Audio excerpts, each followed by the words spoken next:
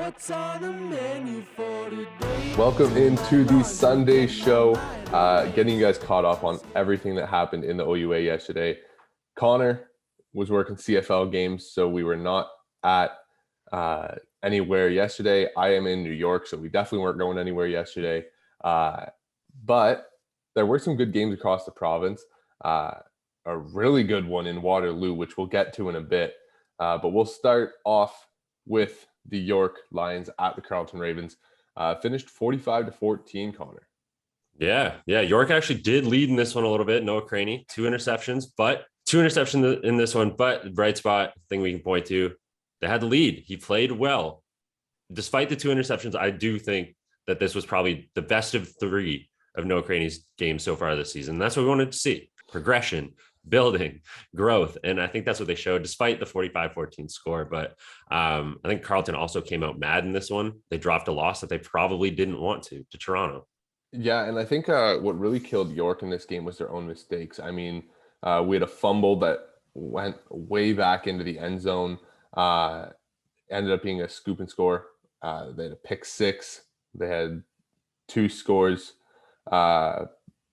on special teams as well, a blocked punt late and a punt return touchdown by the Carlton Ravens. So the Ravens special teams certainly came out pissed off, like you were saying, Connor. But that made the difference. 4 touchdowns that did not have to come from the offense, over half their points.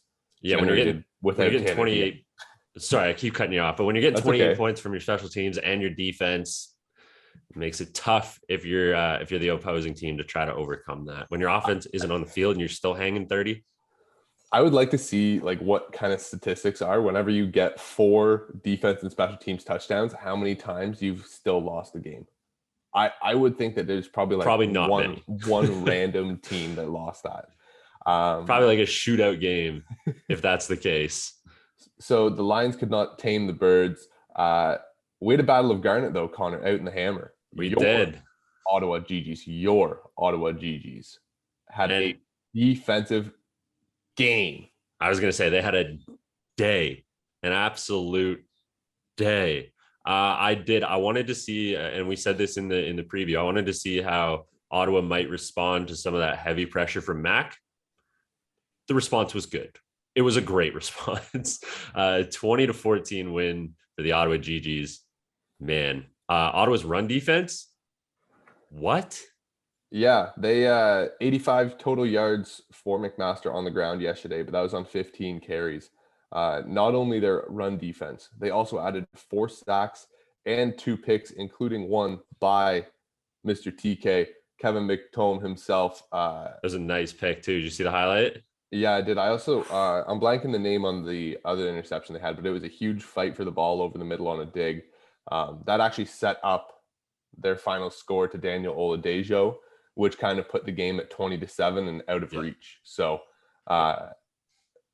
JP Symington, another game for the Ottawa GGs. The main thing for this Ottawa GGs right now, their lifeline is that man running the rock. Yeah.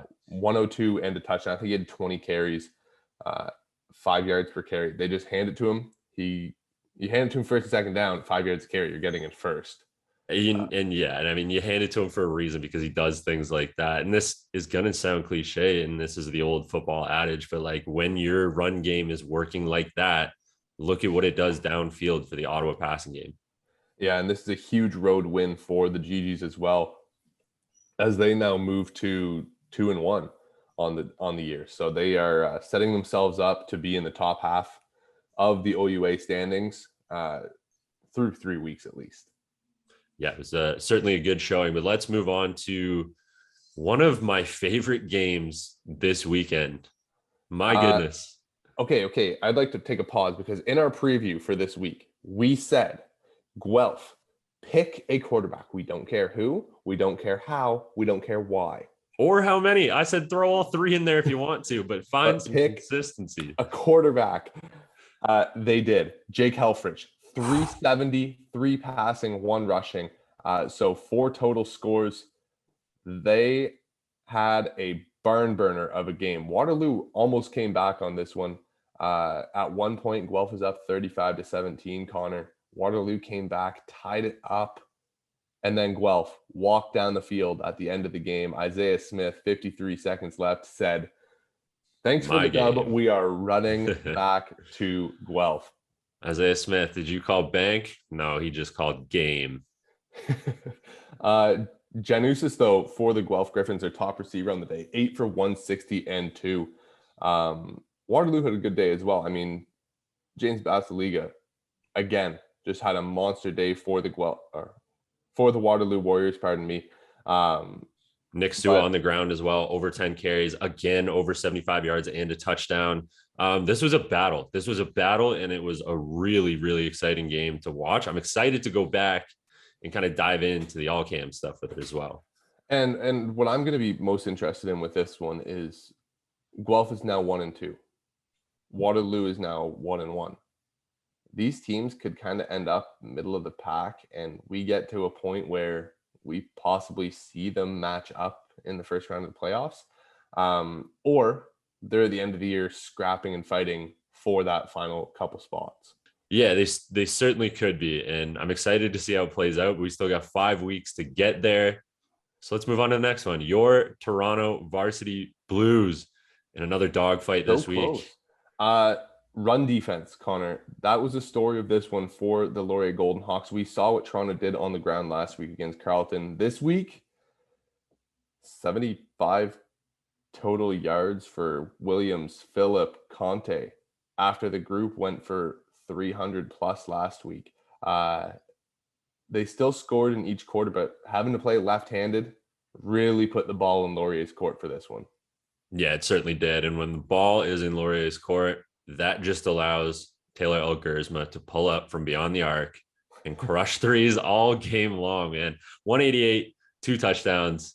He did have an interception in the game, but still, I think the bright spot for me in this one is, yeah, he was under 200 total yards, but it was the way in which he operated, the way that he picked apart the Toronto defenses and finding the end zone. I think that's a crucial thing. It was something, he only did it once last week with his arm against a admittedly tough Western defense, but still in this one, Toronto looks like they're going to be a good team this year. And the way in which, not only Elgersma, but the Laurier offense operated, it showed some promise for me. I really liked it. And you mentioned that interception. Tanner Nelms also had a late fumble. Late, second half fumble. That kept Toronto in the game, those 2 turnovers. Yep. They were down 24-9, and then they got some life after a couple of those turnovers. So it was a lopsided game, and then all of a sudden it wasn't. But no, I think what you're saying with that Laurier controlling the pace of play, really setting the edge. Quentin Scott, 99 yards on the ground, Tanner Nelms, 52. So they were absolutely on their game plan. Run the ball, take some good shots. Taylor Elgersma, I mean, they went downfield quite a bit. They had 4 receivers with at least a long of 10 yards. So they weren't just trying to hit underneath and make plays afterwards. Man, sounds eerily similar to a Laurier story I've seen somewhere before. The final game, though, this was kind of everyone's big game matchup, Yates Cup rematch. I thought there was going to be a lot closer games, namely the Laurier Toronto one. I ended up almost being wrong. It turned out that Waterloo and Guelph had the best game of the week. But Western did not quite do Western things this week, Connor. For the first time this season, Edward Winati and Keon Edwards both did not have 100 yards rushing. The reason being is Edward Winati only had 95. Only 95. Keon Edwards still ran for 128, and as an offense, they had 245 total yards rushing, but we didn't get the 250 and 100 from each. So, oh no, darn, an off day for the Western run game to only have 245 yards. Their quarterback, though, Evan Hillock, massive day with his arm. Really weird day, I want to say. So he finished 12 of 20 for 193 touchdowns. Then he added a nice little 10-yard rush as well for a score. Yep. Completions, I said 12. That only went to 3 guys. Savon Magne-Jones, Justin Nixon, Seth Robertson. Each of those 3 guys all scored a touchdown. Justin Nixon scored the nicest one of the day, though. The 54-yarder, Yeah. way down the left side of the field. It's a great throw. Great ball placement, too, from Hillock. It was, but I think Western just kind of had these massive splash plays. Like Ed Bonatti had a 44-yard carry. Keon had a 37-yard carry. Like they had these chunk plays that just kind of broke down Queens bit by bit. And then on Queens' offensive side, I'll let you kind of take that away more. Yeah, I think for me, the thing that, for both of us, I guess, the thing that killed Queens is, they were able to move the ball, and they were able to move the ball with some pace, but Achilles heel being they could not get into the end zone. They got into the score zone, but they just couldn't capitalize. And Western too, they had a massive goal line stand against Queens, held them to 11 points. And I mean, hey, when you're an offensive unit like the Western Mustangs, it makes it a whole lot harder to play keep up when you're holding teams to, sub 15 points through 4 quarters. Yeah, and I'm looking at the drive stats here, and they only had 4 2-and-outs on the whole game. They had a couple where it was like a 3-play drive and then they punted, but so they only had a couple 2-and-outs, which they moved the ball. It's just when it came down to it, Connor, they could not convert in the score zone. Like they just limited themselves in their opportunities.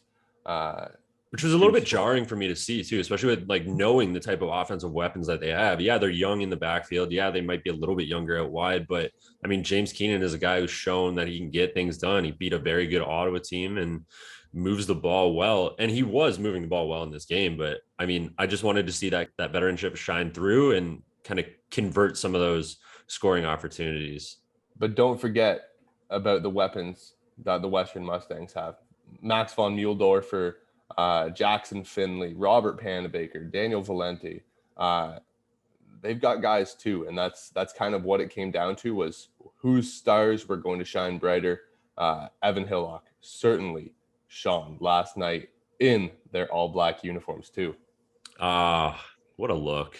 What a look. We asked him about that. He was excited to wear them. So, I mean, maybe that's what went into the 3 passing touchdown day from him.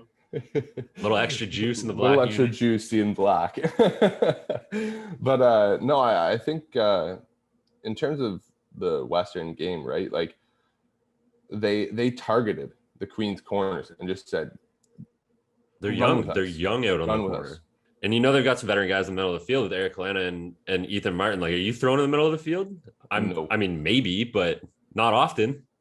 Yeah, no. Honestly, I think like even Ashton Miller-Melanson, like he had 5 total tackles on the game. Like he didn't have a rough day. It's just this Western Mustangs offense said, okay, you guys have to spend so much on the run game. Who's helping on the outside? Because we've got Justin Nixon and Savon Magne-Jones who can fly. And like Griffin Campbell didn't even get a catch tonight, Connor. Like that's when you can go through and have that. You know it as well as I know it. I mean, when you're asking a DB to carry a guy, an athletic guy, down the field that many times in a game, because you're in 0 or you're in cover 1 and you're bringing extra guys in the box, like it gets so hard over the course of the game. The DBs get worn out. They get worn down. You're in man coverage, tracking a guy downfield 30 times a game. I mean, yeah, something's going to break for a big play eventually. So that's it for this week. Next week, we got a big Saturday set. Guelph at Ottawa. Can Guelph keep it going? How's Ottawa's defense going to look against this run game? Mac, Waterloo, Laurier, York, Carlton, Queens, and Toronto, Windsor. So we will tee those up for you guys later in the week. But for now, enjoy. If you miss any of the games, head to OUA TV. Make sure you watch them. You can get them on demand for free. Certainly can. I will be doing that, going back and watching some of the plays that I may have missed out or want another look at. But yeah, OUA TV is your spot for it. Unbelievable to say that we are wrapping up week 3 here. I'm excited for week 4. Enjoy. As always, find us at social media accounts, Wade Zank at Connor R. O'Neill at CF Perspective. Take care. Enjoy the first weekend of NFL football as well.